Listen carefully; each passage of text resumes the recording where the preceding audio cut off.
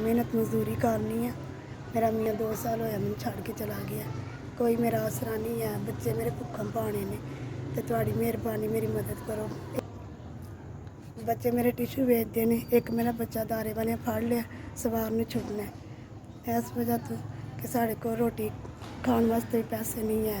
ਤੁਹਾਡੀ ਮਿਹਰਬਾਨੀ ਮੇਰੀ ਮਦਦ ਕਰੋ। ਰੱਬ ਤੋਂ ਸਿਵਾ ਮੇਰਾ ਕੋਈ ਆਸਰਾ ਨਹੀਂ ਹੈ।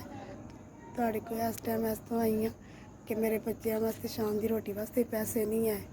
ਤੁਹਾਡੀ ਮਿਹਰਬਾਨੀ ਮੇਰੀ ਮਦਦ।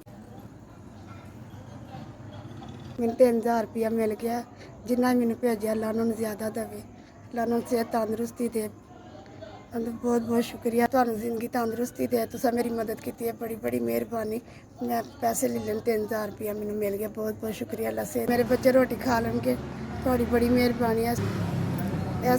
ਤੁਹਾਡੀ ਬੜੀ ਮਿਹਰਬਾਨੀ। ਤੁਸੀਂ ਮੇਰੀ ਮਦਦ ਕੀਤੀ ਹੈ। ਮੇਰੇ ਬੱਚੇ ਰੋਟੀ ਖਾ ਲੈਣਗੇ।